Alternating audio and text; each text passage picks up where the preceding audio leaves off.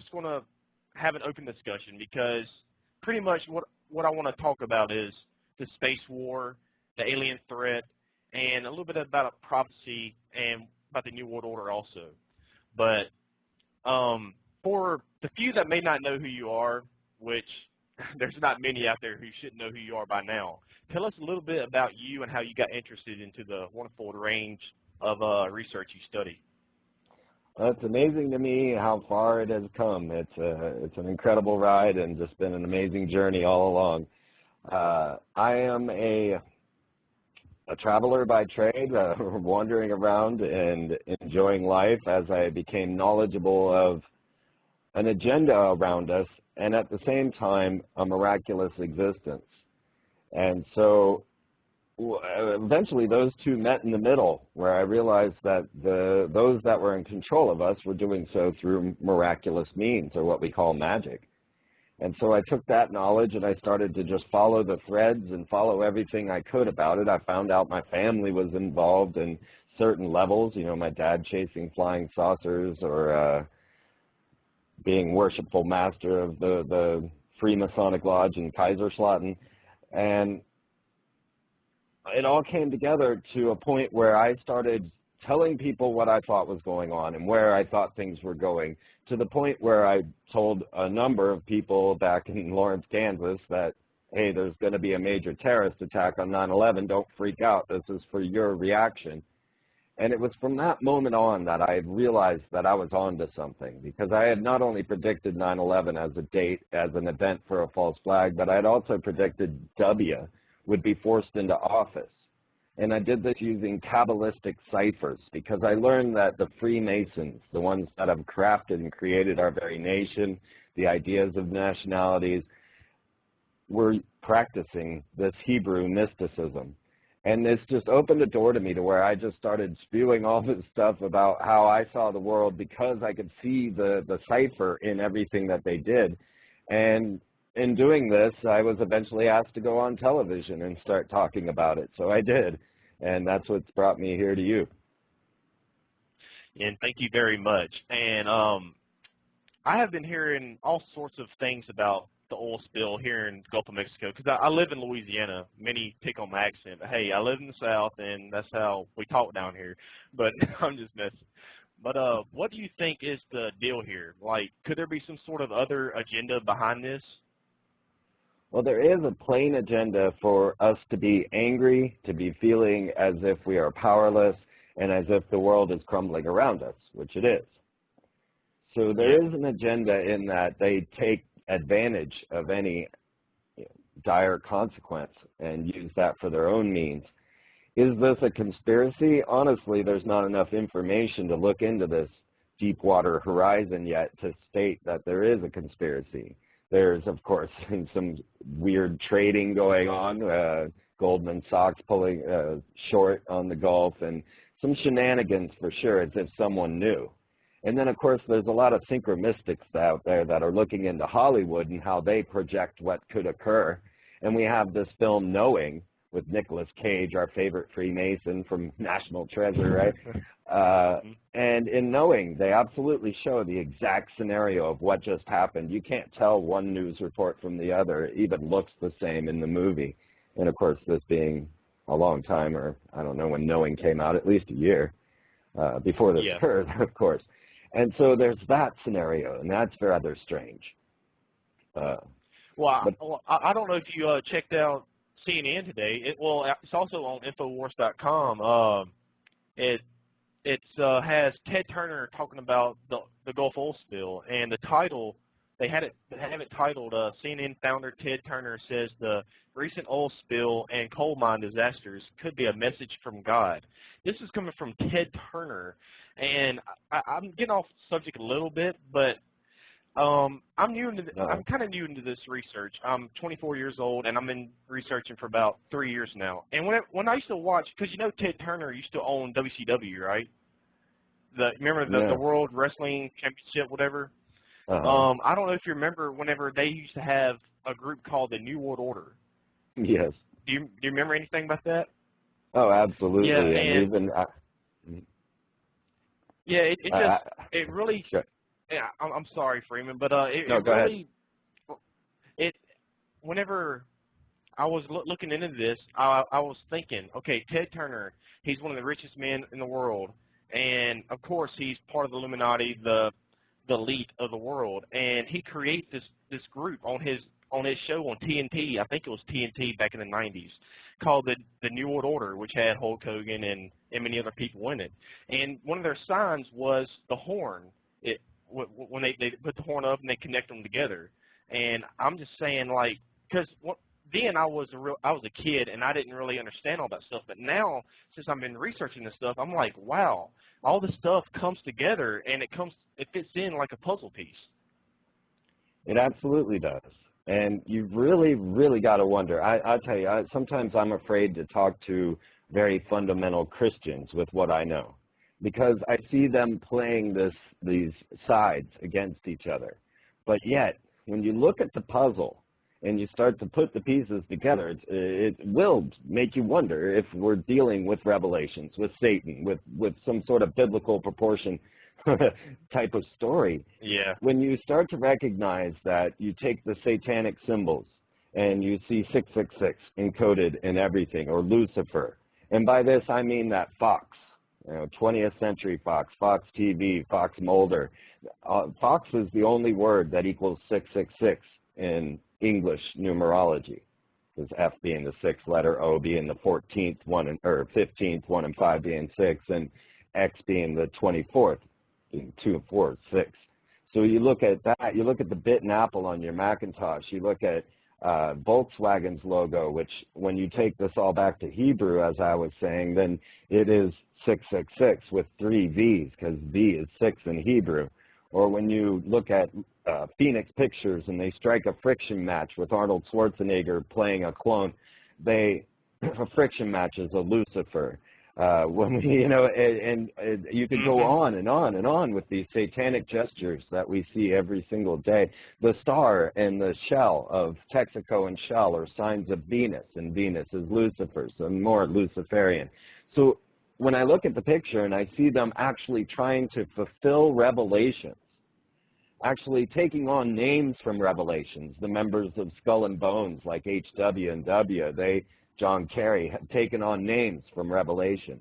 Now they've killed off a potential third of the ocean with this oil spill, fulfilling, once again, the Revelation. So all over the place, what they're trying to do is show us this doomsday scenario and make us believe in it. We don't know if all these things are manufactured. They have HAARP that could cause earthquakes, floods, and volcanic eruptions.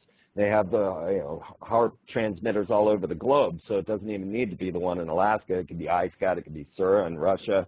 We don't know anymore. Are they crafting all of this? We have the ability to hurl meteors at our own planet. And are they even meteors? We're having these strange incoming fireballs that seem to have no rock. I've been tracking them since 1999, wondering if they're rocks or if they're weaponry, because no scientist can find a rock. But this fireball comes into our atmosphere, causing sonic booms and earthquakes.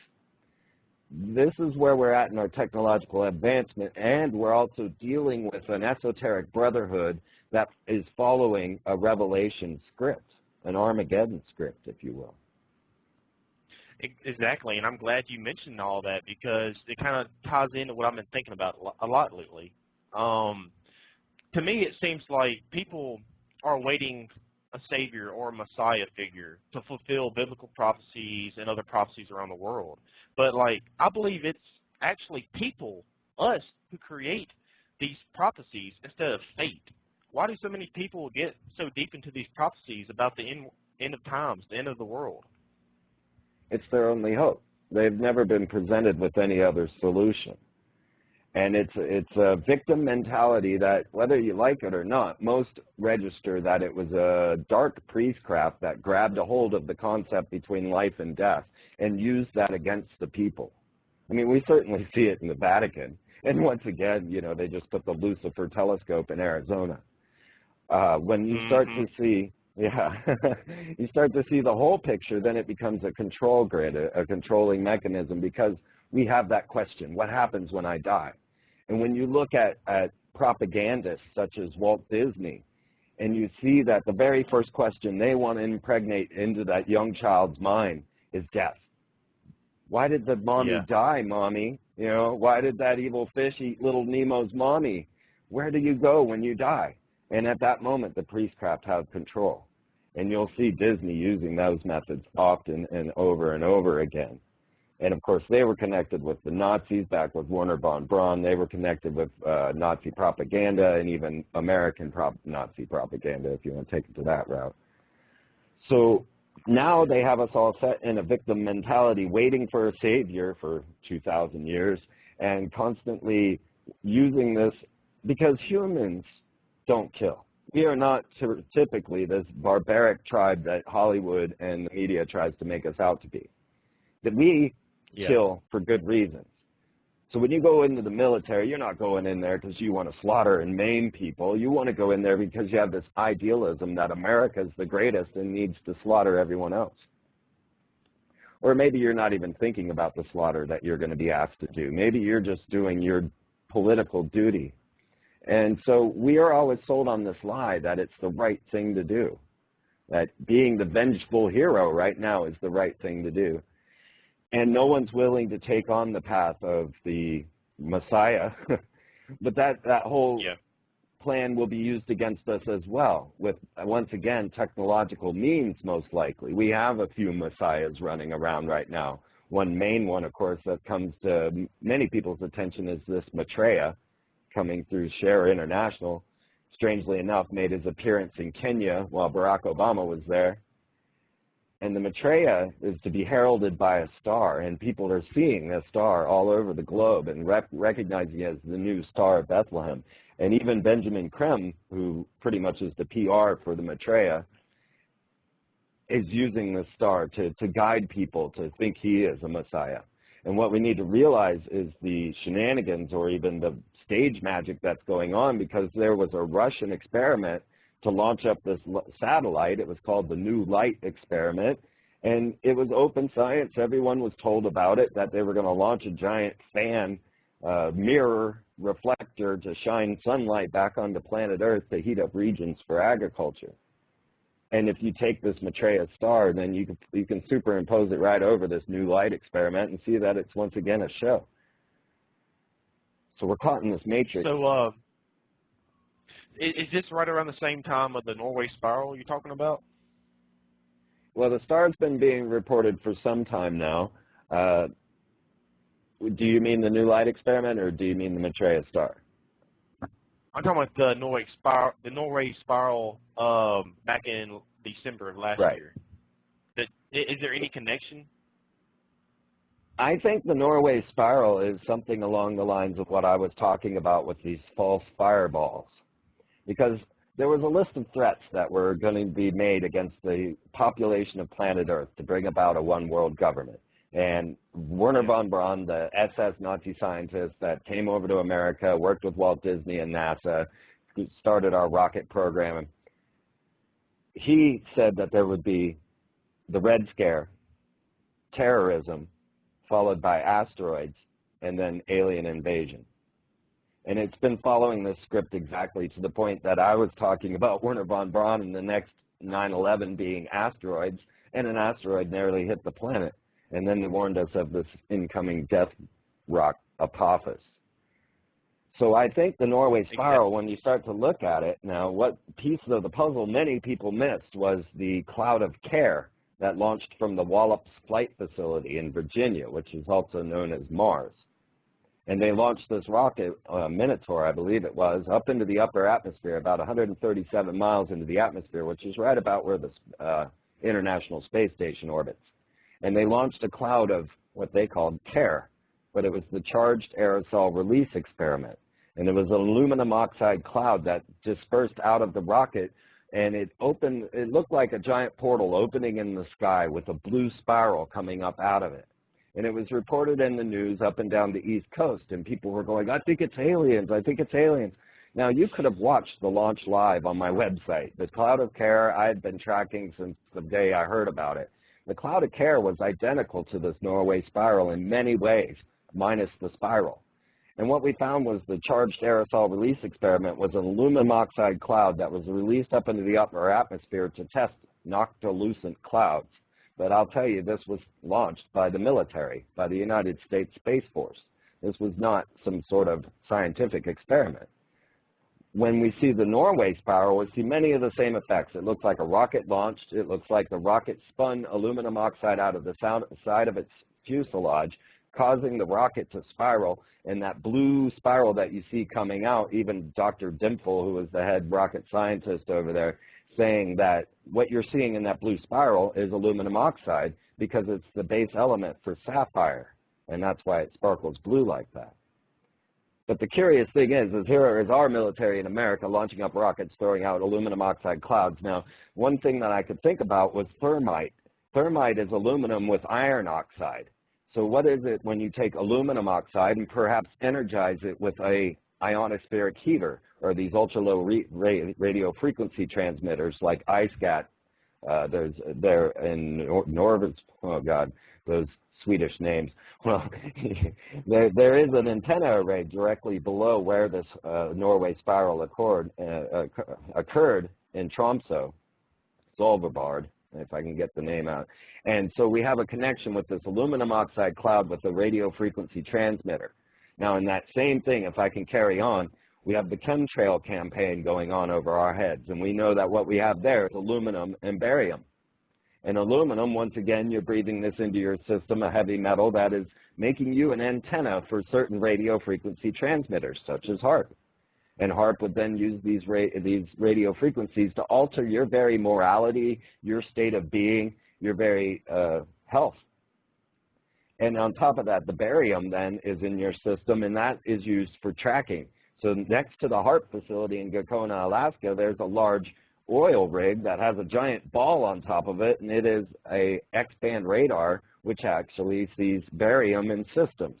So it's an over-the-horizon radar that now can see where every human being is because we're breathing in all of these heavy metals. But I think that that Norway spiral was a warning, perhaps, to Barack as he showed up for the Nobel Peace Prize. But I'm not sure. Yeah, I was outside the other day, about a month ago, and because you mentioned chemtrails and everything, so I guess I'll go ahead, because I didn't told everybody this is going to be an open discussion, and it's not really laid out in a certain format. Well, I was walking outside, and of course I saw the checkerboards, just like many say, you know, that they see in the skies. And I could have sworn to you, Freeman, that I saw, it's hard to explain, like in the air, like I saw like a mist.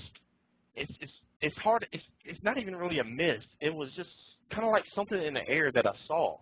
I don't know if you know what I'm talking about or if you've seen it yourself, but I do. It's like something was kind of falling from the sky because these were checkerboards all over the sky, Freeman, and it kind of creeped me out because I was like, wow, we are breathing in this stuff, man, and like, what is this doing to our insides, you know?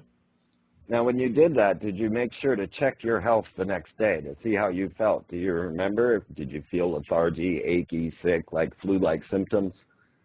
Because now, I don't think it wasn't the next day, but it was about I don't know if it can carry on this long, but it was about 4 days later I got a cold. 4 days later, I don't know if that has any connection to it or not. No, it really does. It really does. And what had happened in the beginning of chemtrails, because I've been watching them since 1996, was that a spider web type substance was falling from the sky as they laid these trails, and it was landing in people's yards. It was sticking all over their windshields, and anytime anyone would touch it, they would get flu-like symptoms. And next thing you knew, the news was reporting a flu-like symptom epidemic. In Kansas City, thousands of birds dropped dead from the sky. They spent about 5 minutes on the news about it. And then when I lived in Austin, not as many, hundreds of birds dropped dead from the sky over Austin, Texas. And strangely, I was talking with Rosalind Peterson from California Skywatch just right as that had happened. We are all seeing this. We are all reporting it, and it is causing devastation on the trees. It's causing, you know, a lot of the growth to die off, and it is causing us to have these illnesses, and most people don't realize that they're dealing with heavy metal. They think they're dealing with a virus. And so what are we to think when we're dealing with, like, the swine flu or symptoms of the swine flu? Do we now know, is it actually a virus, or are we dealing with heavy metal poisonings? It's a very curious thing. I hear only two sides of the story here by people. One, it's either a secret rogue group out there to depopulate the Earth, or it's actually that they're not meaning to do any harm, but there's a secret rogue group out there trying to reflect solar or strengthen the atmosphere and strengthen the ozone layer where radiation and solar flares doesn't penetrate the Earth's surface quite as badly. What do you think, Freeman? Well, most evidence suggests that it's the opposite of that these chemtrails actually block in the UV radiation and keep it bouncing back and forth between the atmosphere and Earth, but does not stop it from coming through. So I don't think that that's really the case. As we look at the situation, we realize these guys don't really need us anymore, and that's a scary place to be. We've moved into the transhuman era now. We have robots going up to the International Space Station. We have cloning going on across the globe. We have a new world that they can open. And what they seem to be doing now is bringing about this ultimate destruction so that they can rule in the future. And it seems to be a cycle we've gone through before. We have all the tales of Atlantis, and of course the Freemasons and the Nazis, they were heavily into this concept of Atlantis. That's why our rockets are named Apollo and Atlas, well, mostly Atlas being the king of Atlantis. When you start to see, well, the space shuttle names, the Columbia Endeavor for the discovery of Atlantis, and the constant references to this, we know that they have a different belief than we do in our existence. You were talking about Wernher von Braun a while ago. I'm going to switch course a tad. We have about 30 minutes remaining, about 32 minutes exact. Is the war against extraterrestrials going to be the next threat after the phony terrorism threat, which will die off eventually? And maybe that is why the government is already making steps toward an ET threat by weaponizing space. Tell me your thoughts, Freeman. I am desperately trying to sort this one out because it does seem, and the people that I speak with, insiders such as Stuart Swerdlow or others that are coming out, that they are setting up a grid that's to fight off the incoming aliens. Or if you talked with Stuart Swerdlow, it would actually be aliens on planet Earth that were plotting a false invasion by themselves from their own galaxy. How this all will play out is a curious role. All I can do is mark the symbolic gestures that they do. And what I see often is now they're trying to promote this ancient alien story. They're trying to put Buzz Aldrin in everybody's kitchen right now, which is really strange. You know, they've had him on Dancing with the Stars. They had him on World Wrestling and I guess on 30 Rock. And each time bringing up Phobos and then that attaching to the concept of this monolith on Phobos. The idea of ancient civilizations existing in our ancient past, right, in our past. On other planets. And this has been something that's been promoted throughout our generation through such people as Richard Hoagland or Drumbelow Melchizedek or even Stuart Swerdlow with his galactic history or Collier. And each time we get a little bit of the story, get a little idea, and we can accept now as we have moved into this the fact that we probably aren't alone in the universe. And of course now they have the smartest man in the world, Stephen Hawking, saying that we should not contact aliens, that they will be dangerous if they can come here. Putting it into the consciousness of the minds, putting it in everywhere. We have Fife Symington, who was saying, don't believe in these Phoenix lights, and he dressed his aid up as a gray and laughed at everyone as they questioned what that giant V-shaped craft was over their city. Now he comes out saying, oh, you should have seen it, it was otherworldly. Yeah, I had to lie to everybody for their benefit. So we wonder if they are lying. Well, we know they're lying to us, and they know. We just have to figure out which direction the lie is going, right? Yeah. So I do see a massive type of invasion, and I think it's going to be beyond this world. I think you're going to see these large V-shaped craft and probably human-like aliens, and it's really going to transition this world because they're already preparing the next stage. They've already got their pre-planned cities of Astana, Canberra, and Dubai as they start to shift the new current of planet Earth into this extraterrestrial world. But the next current, really, the next strange thing that's coming is this mind-transferring technology. Now, they just fired up the LHC grid, the grid at the CERN facility that is 100,000 directly fiber optic connected computing systems. It's the largest computing system on the planet. And this has the capability of mind-transferring technology, of actually cloning a human brain into this virtual world and transferring it to another body or a robot somewhere else. And so what we see also is they're setting up, like NASA is putting up a large deep wave guide antenna array in Canberra, Australia. We're also seeing many strange earthquakes and weird anomalies in the meteorological satellites that are showing droid eyes opening up over another antenna array owned by Boeing there in Australia.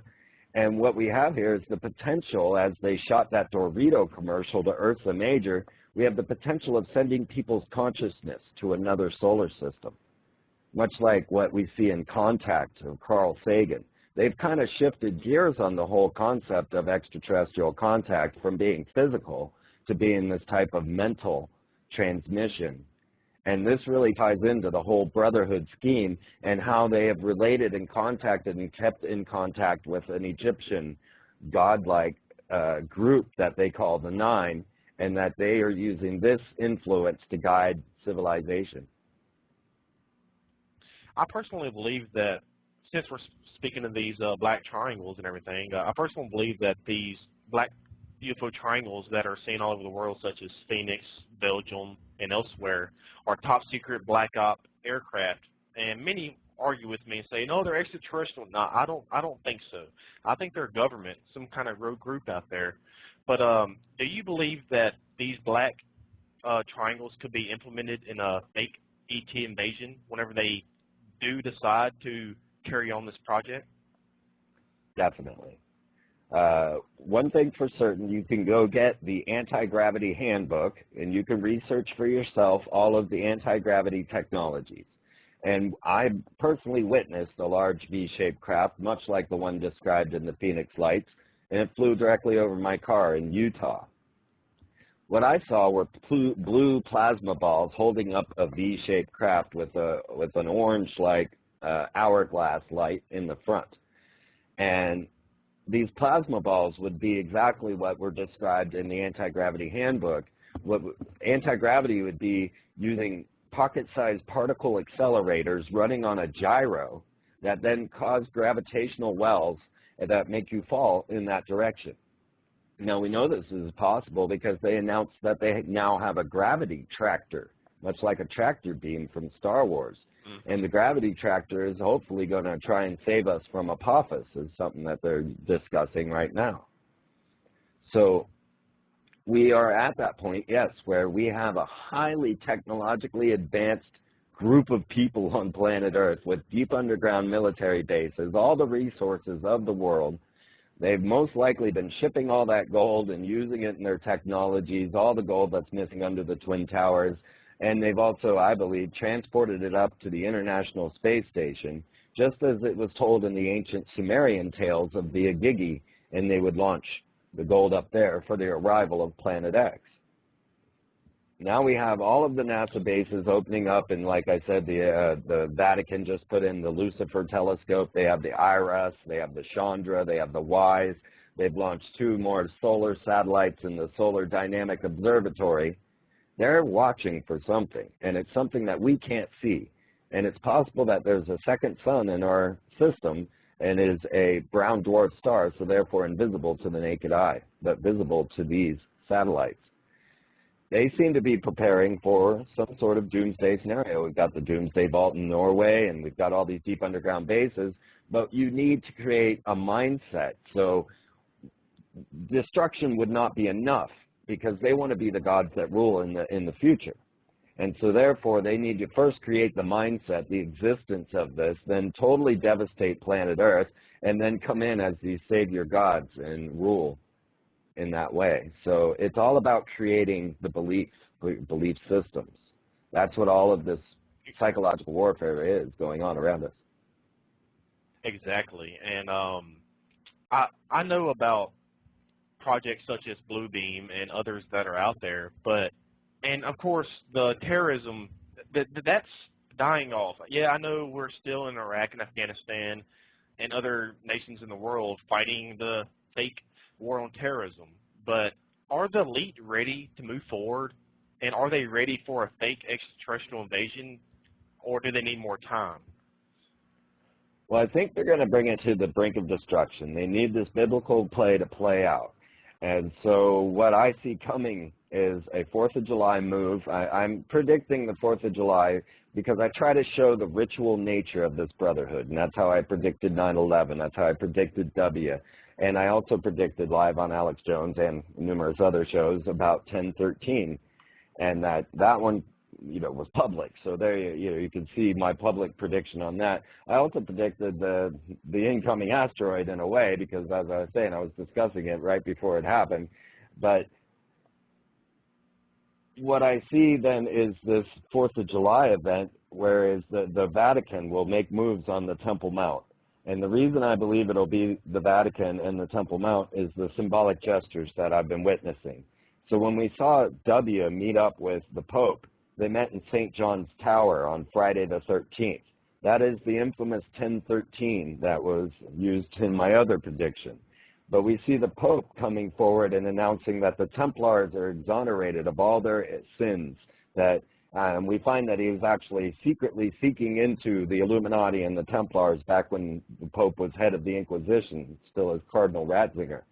I see certain signs coded in Masonic cornerstone laying ceremonies. So the Twin Towers were dated to 9/11 on their cornerstones. The Pentagon's dated to 9/11 on its cornerstone. The One World Tower was laid on the 4th of July. The 4th of July was the day the Templars lost the Temple Mount.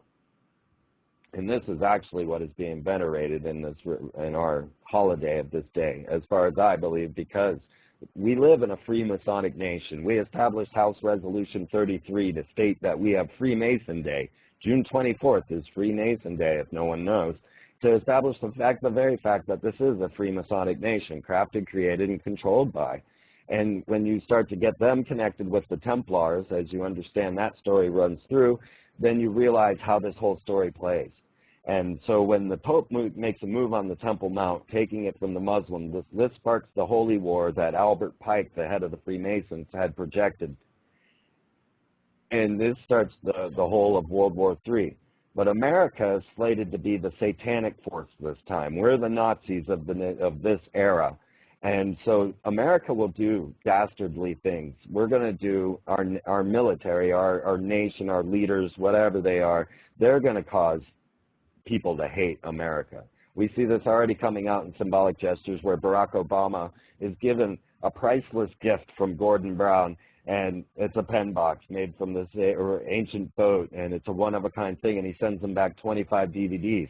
This makes the Brits go, look at those cheap bastards, over there in America. They just suck, and no one wants. And then you look at the ritual aspect. Barack Obama, in ancient Aramaic, in Jesus' tongue, Barack Obama means lightning from heaven, and that is the description of Satan.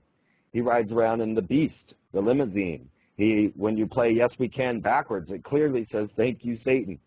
And so it is. We are the satanic force. That is the spell that you're witnessing there.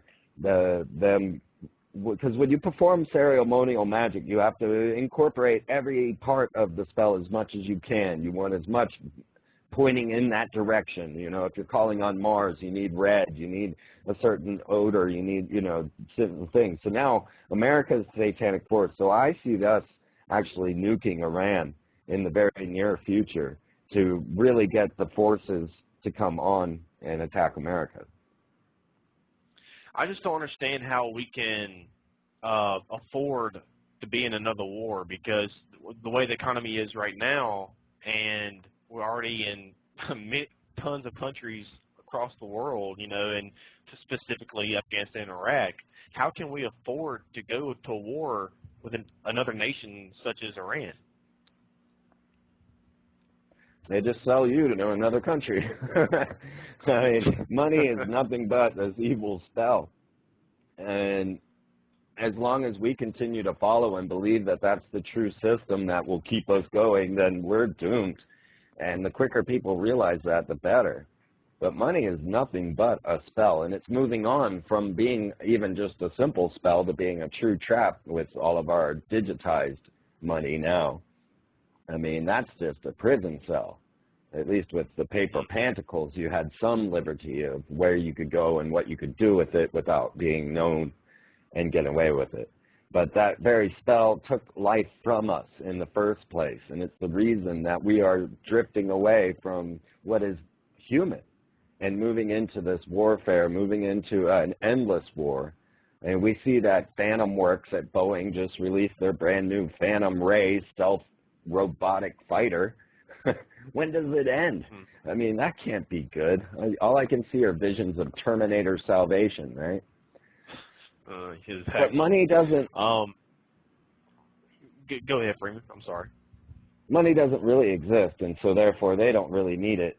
And once they have this technological superiority, it won't matter anymore. Besides the New World Order and a microchip population, what is the ultimate goal on a consciousness level do the elite have in plan for the future of mankind? Once again, there's another curious aspect to this, and that is them programming into us the acts of sorcery. If you read the book of Enoch, and you'll see how the fallen ones had come and taught sorcery to the women mostly, and taught warfare and the ways of dark magic.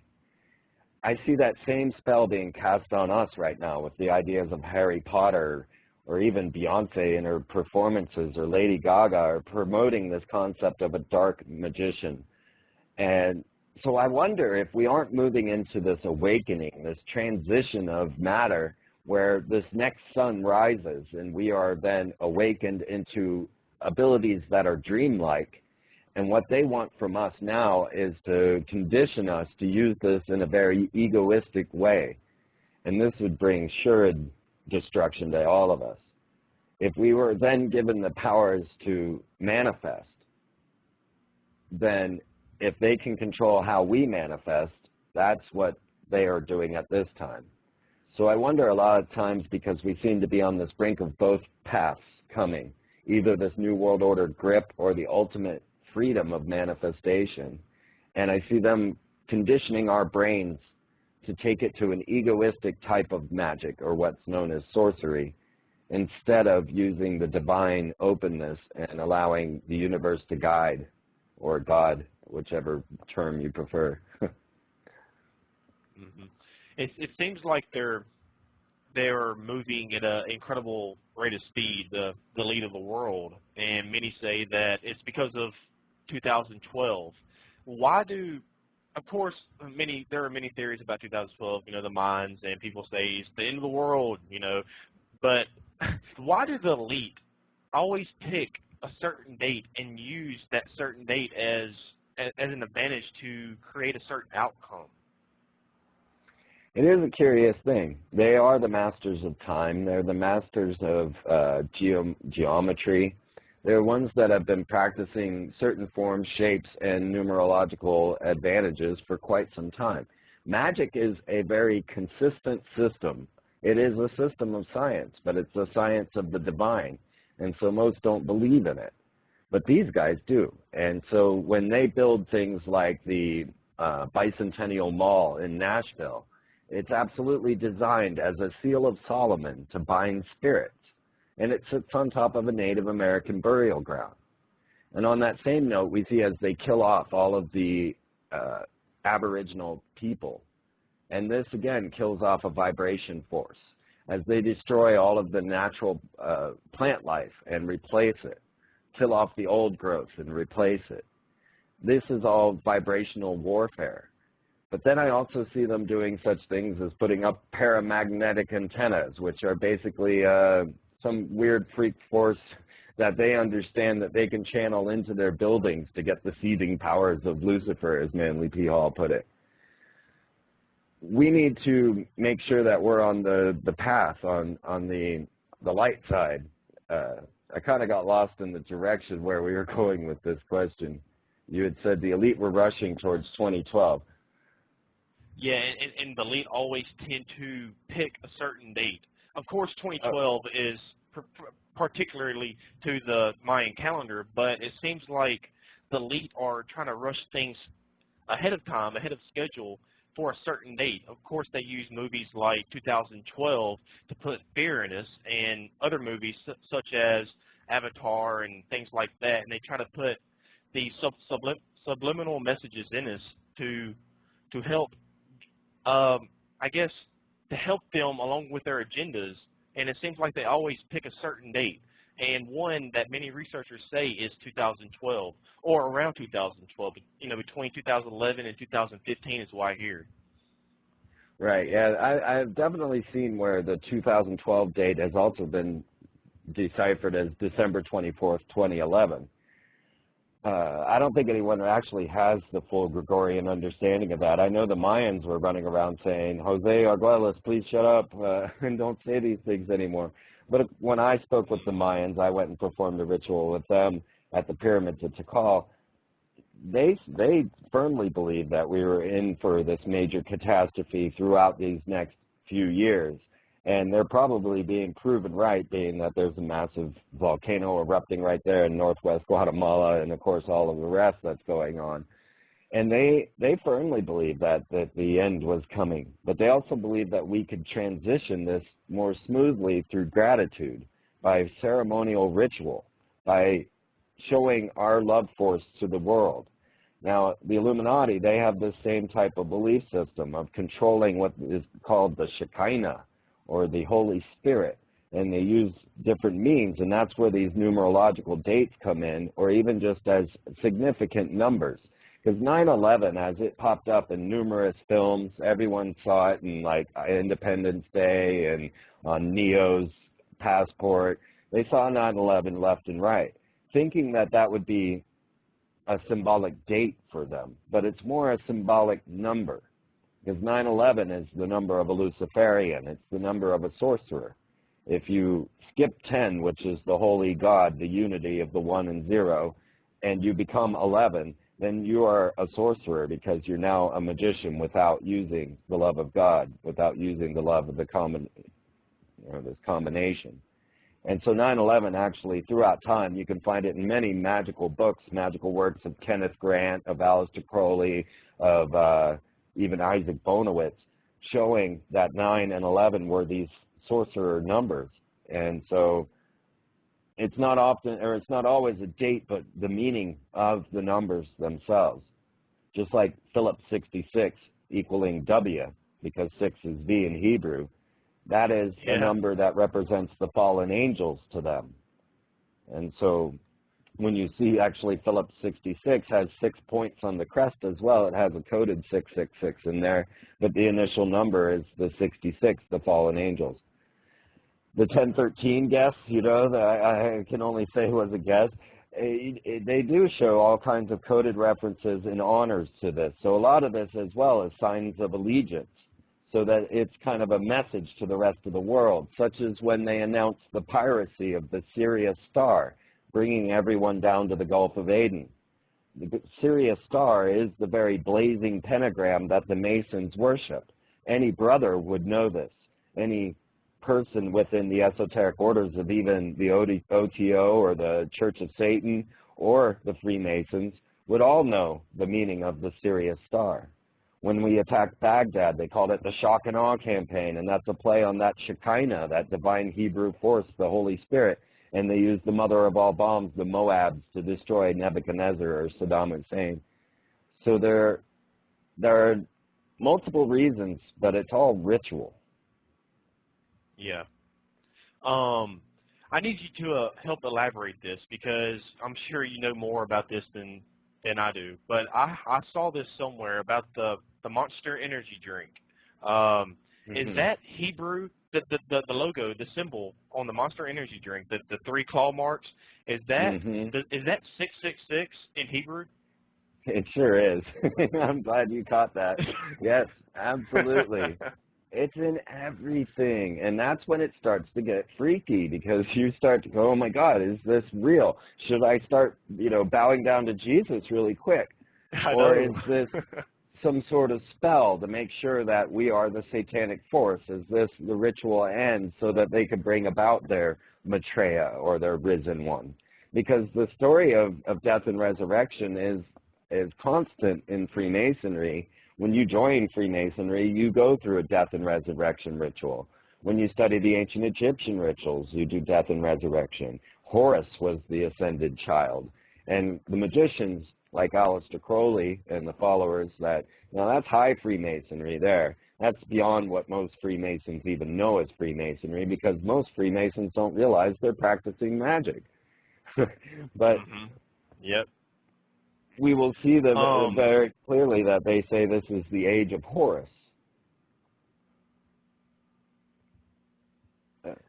It doesn't really matter. Well, people tell me all the time, like, this stuff is bogus. Man, you believe in all this stuff. You know what I normally tell them, Freeman, when, I have a conversation with somebody, is that, okay, let's say all of this stuff is bogus. Let's say all this, what the elite believe in, let's say it's all false, and it's not going to happen. The thing is, it doesn't matter if we believe that it's bogus. The elite of the world actually believe that it's true, and they are willing to kill, murder, and anything to fulfill these agendas, and that's what's scary. Yeah, and when you start digging into the occult, you start reading the works of Israel Regardie, or you start looking deep into magical practices, you'll see that there is a very thick, a very impressive amount of data on magic. And we find that all the smartest people on our planet have practiced magic. Every one of them was into some sort of sacred geometry, or any, almost every technological advancement that we have comes through the occult. So to say that it is merely the fact that we don't yet understand that this exists. Now, that's one thing, but here I am coming out trying to tell people that the president is a clone of an ancient pharaoh. Now, imagine the ridicule, and the disbelief I get from my friends. Exactly. And, I'm dead serious about this because of the amount of evidence that I have. It wasn't a flight of fancy or some political scheme that made me say this. I followed the data and I followed the evidence, and I've proven myself enough to be talking about it for a couple of years now. Yeah, it's the tool that I normally use against the non-believers, or the people that just call us conspiracy nuts. Like, I just say, well, okay, let's say that all it is bogus. The lead of the world believes it's true, and it's a very scary thing if they are willing to kill and murder over this. But somebody in the chat room, Freeman, wants you to talk a little bit about the Zobi energy drink and the lizard. And the lizard people, yeah.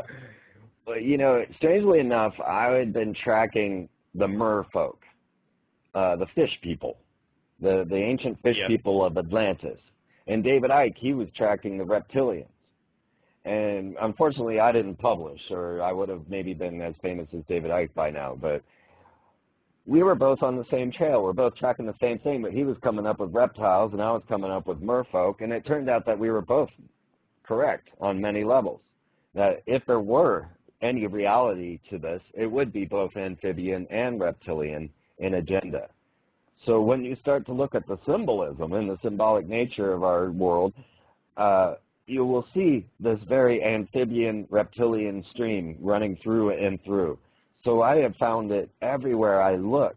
In Florida, you're going to find in St. Augustine, the oldest city in America, all kinds of merfolk symbolism, coupled with even fish monster DNA, caduceus, and very strange merfolk attachments.